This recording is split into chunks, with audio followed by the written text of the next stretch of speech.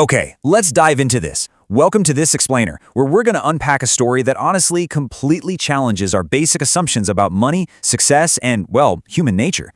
I mean, you've probably wondered what you do if you suddenly stumbled upon unimaginable wealth, right? We've all had that fantasy. But today, we're looking at a mystery that's going to make you question what it actually means to be wealthy.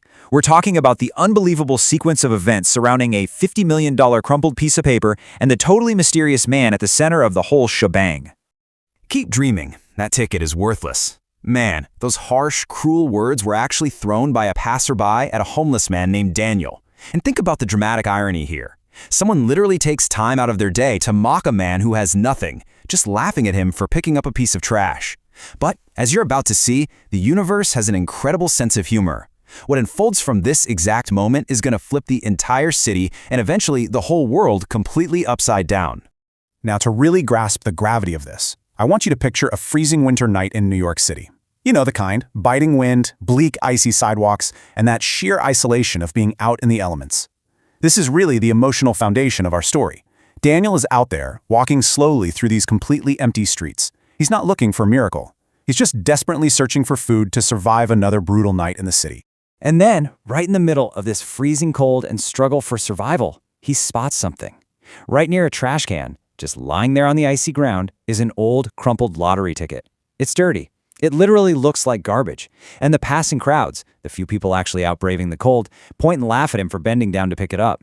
That's exactly when that cruel comment was thrown his way. But how does Daniel react? Well, he doesn't yell back. He doesn't get angry. He just smiles this quiet smile, slips that crumpled piece of paper into his pocket, and walks away into the night. And then, the sun comes up. The very next morning, breaking news absolutely shocks the entire country. Lottery officials announce that the winning ticket has been sold. But get this, absolutely nobody has stepped forward to claim the prize. And the staggering amount sitting there unclaimed? $50 million. Just let that sink in for a second. In the span of a few hours, we've gone from a freezing man looking for scraps to a massive fortune sitting in limbo, just waiting to be claimed. So here is the incredible twist. When lottery officials check the system, they realize something astonishing. They trace this massive, life-changing prize directly back to the specific ticket sold at a specific location. And guess what? The numbers perfectly matched that quote-unquote worthless piece of trash Daniel had picked up near the garbage can. No way, right? The very same ticket people laughed at him for touching was actually the key to a $50 million empire. As you can imagine, the chaos escalated rapidly. On day one, they make the match, realizing the winner is out there somewhere. By day two, a full-blown nationwide search begins. We're talking police, news reporters, and thousands of everyday people frantically scouring the streets, trying to find this mysterious homeless man holding a golden ticket. And by day three, he's still missing. The tension is at an absolute all-time high. A man with nothing suddenly has everything, but he's seemingly vanished into thin air. Where did the millionaire disappear? I mean, that was the question plastered on every single news station, in every paper, and on everyone's mind. And I want to pose that question directly to you. Where would you go? If you were living on the freezing streets and suddenly realized you had a $50 million piece of paper in your pocket, where is the absolute first place you'd run? You'd probably think about a luxury hotel, a fancy restaurant, maybe even an airport, right? This suspense had everybody on the edge of their seats. Well, when a volunteer finally recognized him, they didn't find him throwing a massive party in a penthouse. They didn't find him at a luxury car dealership. Actually, scratch that expectation entirely.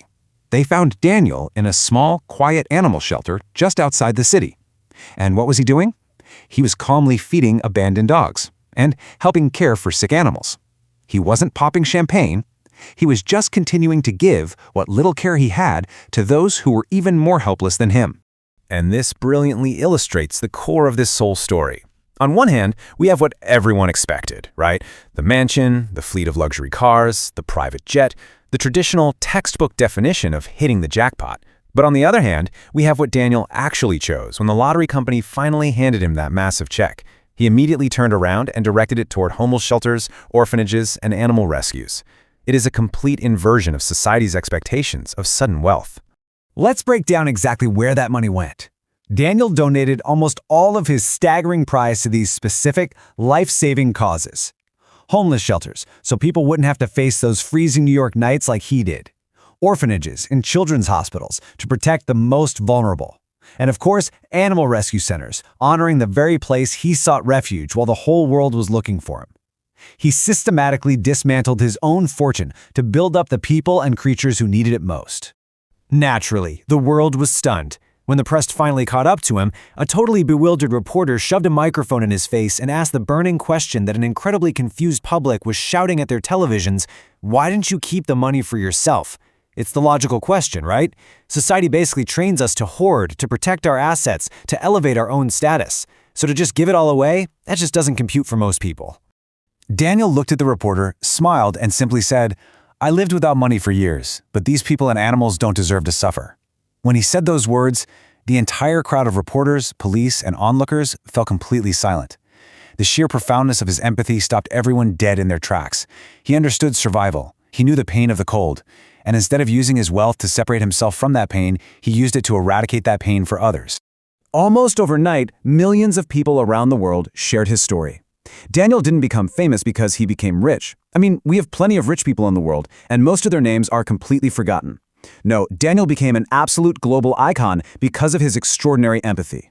He became famous for actively choosing kindness over wealth. He proved that the most powerful thing you can do with money isn't to spend it on yourself, but to weaponize it against suffering. So, what does this all mean? The crucial takeaway here is simple. True wealth isn't measured by what you own. It's measured by the lives you change.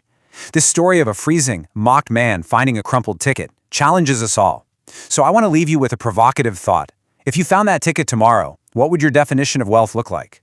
Would you build a higher fence, or would you build a longer table? Think about Daniel the next time you define what it means to be truly rich. Thanks for joining me on this explainer, and I really hope this sparks some amazing conversations for you today.